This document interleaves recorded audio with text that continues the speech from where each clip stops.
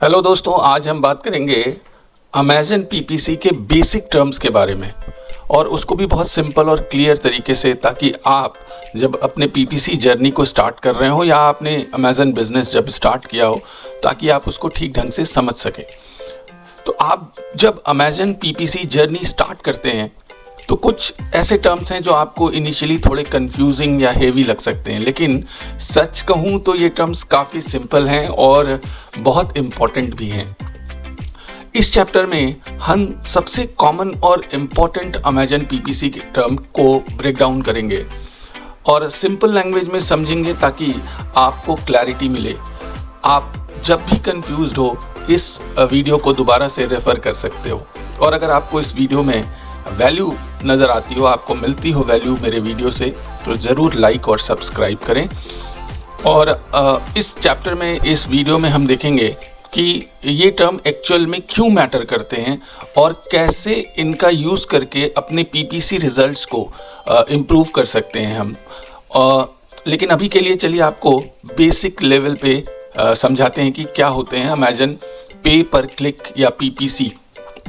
तो हम कवर करेंगे इस वीडियो में बिड क्या होता है, बजट क्या होता है, इम्प्रेशन क्या होता है, क्लिक थ्रू रेट या सीटीआर क्या होता है, सीपीसी कॉस्ट पर क्लिक किसको कहेंगे, एकॉस एडवर्टाइजिंग कॉस्ट ऑफ सेल्स क्या है, और ROAS return on ad spend क्या होता है। तो सबसे पहले हम समझेंगे बिड। बिड का मतलब होता है पर क्लिक आप कितना पे करने को रेडी हो, और इसे हम मैक्सिमम बिड भी कहते हैं। सपोज करिए आपकी बिड 1 रुपये है फॉर एग्जाम्पल, इसका मतलब है कि आप हर क्लिक के लिए मैक्सिमम 1 रुपये तक देने के लिए तैयार हो। लेकिन एक्चुअल में हो सकता है कि आपको ये क्लिक 50 पैसे या 70 पैसे में ही मिल जाए। मैं पैसों की बात कर रहा हूँ, और अदर ये अमेज़न पे नहीं होता। एटलीस्ट 3 से 5 रुपये का हमें पर क्लिक कॉस्ट मिनिमम रखना चाहिए। और अमेज़न आपसे तब चार्ज करता है जब कोई आपके ऐड को देखकर क्लिक करता है, न कि देखने पर। तो जब भी आपका ऐड क्लिक होगा तो आपका जो भी बिड अमाउंट है, 1 रुपये, 2 रुपये, 5 रुपये, वो डिडक्ट होगा। दूसरा है बजट। बजट का मतलब है कि डेली बेसिस पे आप कितना स्पेंड करना चाहते हो टोटल। अगर आपके कई कैंपेन्स चल रहे हैं, कई एडवर्टाइजिंग चल रहे हैं डिफरेंट तरह के, तो आपका बजट कितना होगा। फॉर एग्जांपल आपने एक ऑटो एडवर्टाइजिंग सेट की हुई है, ऑटो एडवर्टाइजमेंट, तो ऑटो कैंपेन के लिए आपने बजट रखा हुआ है फॉर एग्जांपल 600 रुपये, तो आपका बजट 600 रुपये होगा। तो डिफरेंस क्या है, बिड होता है कि पर क्लिक कितना देना है आपको, और बजट होता है कि टोटल उस कैंपेन के लिए आप कितना पैसा खर्च करना चाहते हो। तो अगर आपका डेली बजट 500 रुपये है तो अमेज़न उस दिन 500 रुपये तक ही स्पेंड करेगा, उससे ज़्यादा नहीं।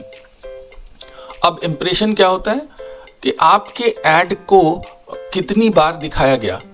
तो नॉर्मली वो 1000 इम्प्रेशन के हिसाब से चलता है, यानी आपके ऐड को या आपके क्रिएटिव को, जो ऐड पे पिक्चर है या जो भी आपने चला रखा है, उस पर आपका वो ऐड आपका 1000 बार डिस्प्ले हुआ। चाहे उस ऐड को आपके बायर ने या आपके प्रोस्पेक्टिव बायर ने कई बार देखा क्यों ना हो। तो अगर एक ही व्यक्ति को 500 बार वो ऐड दिखता है तो आपका इंप्रेशन 500 काउंट होगा। अब बात करेंगे क्लिक थ्रू रेट क्या होता है। क्लिक थ्रू रेट ये बताता है कि आपके ऐड को देखने वाले कितने लोग एक्चुअली उस पर क्लिक कर रहे हैं। आपका ऐड हज़ारों लोगों के सामने से जा रहा है, लेकिन वो क्लिक वही करेगा जिसका उस ऐड में या उस प्रोडक्ट में इंटरेस्ट होगा। तो उसका एक फॉर्मूला है, वो फॉर्मूला है click through rate formula, that is CTR।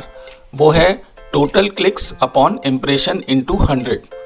यानी CTR जैसे आपका अगर 1000 इम्प्रेशन पे 10 क्लिक आता है तो 10 अपॉन 1000 इंटू 100, ये आपका हो जाएगा CTR। तो 10 अपॉन 1000 इंटू 100 हो जाएगा 1% CTR। और हायर CTR का मतलब ये होता है कि जिसके भी ऐड पे ज़्यादा CTR है, 3%, 5%, 10%, 15%, इसका मतलब आपका ऐड सही लोगों को दिखाया जा रहा है और लोगों का इंटरेस्ट है और लोग उस ऐड के साथ इंगेज हो रहे हैं। अब एक वर्ड आता है, एक टर्म आता है CPC, cost per click. Cost per click बताता है कि हर क्लिक पर आपको एक्चुअल में कितना पे कर रहे हो, आपका जो भी क्लिक है, जो भी क्लिक्स आ रहे हैं उस पर एक्चुअली आप कितना पे कर रहे हो। तो उसका फॉर्मूला होता है टोटल उस ऐड पे कितना आपने उस दिन स्पेंड किया और कितने क्लिक आए।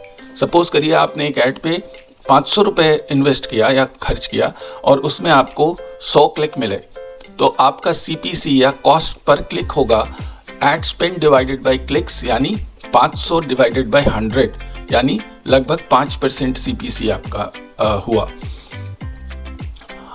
याद रखिए कि बिड है आपका मैक्सिमम लिमिट और CPC है आपके एड पर आपके एक्चुअल स्पेंड कितने हैं हर क्लिक पे। तो बिड 500 और हर क्लिक पे आपका एक्चुअल स्पेंड है 5 रुपए, अगर हम पुराना एग्जांपल लेते हैं तो। अब एक कॉस्ट क्या होता है? Advertising cost of sales. एक कॉस्ट बताता है कि सेल जनरेट करने के लिए आपने कितना एड स्पेंड किया। यानी अगर आपने सपोज करिए 200 रुपये स्पेंड किया और आपको एक सेल्स मिली, तो आपका एक कॉस्ट क्या होगा? फॉर्मूला क्या होगा? एड स्पेंड, मतलब आपने ऐड पे कितना खर्च किया, divided by sales from the ad, आपने उससे कितना सेल्स जनरेट किया इनटू 100। सपोज करिए आपने 500 रुपये स्पेंड किया और आपने 5000 रुपये का सेल लिया, तो आपका एक कॉस्ट होगा 500 डिवाइडेड बाई 5000 इंटू 100। तो आपका एक कॉस्ट कैलकुलेट कर लीजिएगा 500, या फॉर एग्जांपल अगर हम $20 स्पेंड करते हैं और उससे $100 का सेल्स मिला, तो आपको straight away 20 divided by 100 multiplied by 100, तो आपका 20% एक कॉस्ट होगा।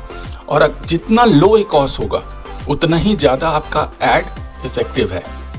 यानी हमें अपने कॉस्ट को लो रखना है और इसीलिए हम समय समय पर अपने एड्स को ऑप्टिमाइज करते हैं।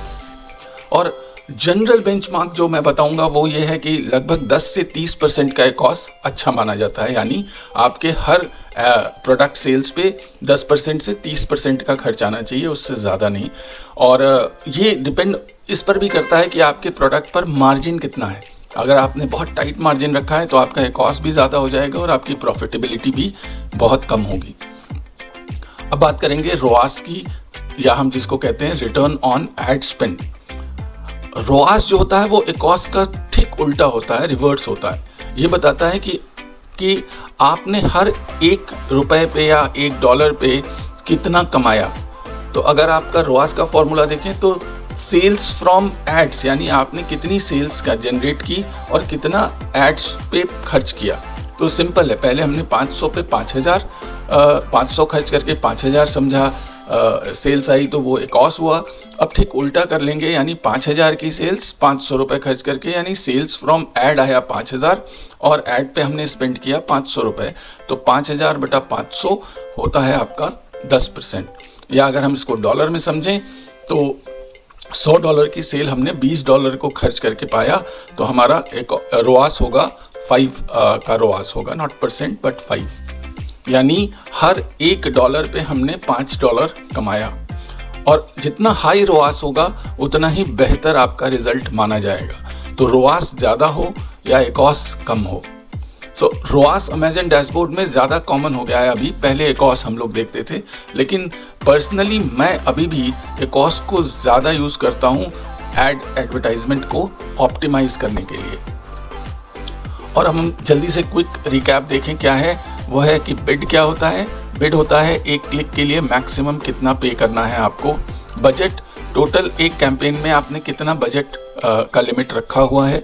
इम्प्रेशन, आपके ऐड को किसी व्यक्ति को कितनी बार, यानी टोटल आपके ऑडियंस को, आपके प्रोस्पेक्टिव बायर को कितनी बार दिखाया गया। CTR, कितने लोगों ने ऐड देखा और क्लिक किया। CPC, पर क्लिक आपने कितना स्पेंड किया है एक्चुअली, उसको CPC कॉस्ट पर क्लिक कहेंगे। एकॉस मतलब हर एक सेल्स के लिए आपने कितना पैसा खर्च किया। या रोआस, यानी ₹1 खर्च करके आपने कितना कमाया। तो ये है बेसिक टर्म्स। तो यहाँ इस वीडियो में हमने मैंने कोशिश की कि बहुत बेसिक लैंग्वेज में आपको बेसिक टर्म्स को बताया जाए, और आगे के वीडियो में हम बहुत सारी और चीज़ें सीखेंगे कि कैंपेन कैसे चलाना है, कितने तरह के कैंपेन होते हैं, ऑप्टिमाइजेशन क्या होता है। तो इस वीडियो को फॉलो करते रहिए, चैनल को फॉलो करते रहिए। और मैंने देखा कि जो एडवर्टाइजमेंट पे, अमेजन एडवर्टाइजमेंट पे बहुत ही रेयर वीडियोस हैं जो इफ़ेक्टिव वीडियोस हैं, और स्टेप बाय स्टेप बताने वालों की संख्या कम है, ज़्यादा बेचने वालों की है। तो मैं चाहता हूँ कि ये एडवर्टाइजमेंट का पूरा कंसेप्ट ही मैं यूट्यूब पे डालूँ ताकि बहुत सारे लोगों को फ़ायदा हो। इसलिए इस वीडियो को शेयर करिए, लाइक करिए, सब्सक्राइब करिए, और अगले वीडियो में मैं आपसे मिलता हूँ। तब तक के लिए बाय बाय।